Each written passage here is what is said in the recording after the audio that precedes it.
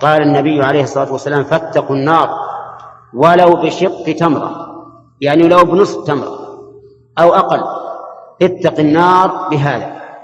ففي هذا الحديث دليل على أن الصدقة ولو قلت تنجي من النار، لقوله اتقوا النار ولو بشق تمرة. قال: فإن لم يجد فبكلمة طيبة، يعني إن لم يجد شق تمرة فليتق النار بكلمة طيبة.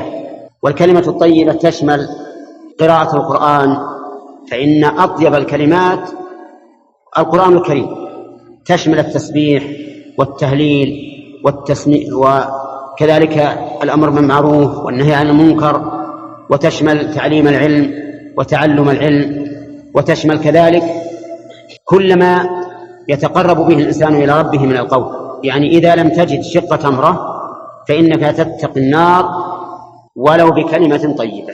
فهذا من طرق الخير ولله الحمد.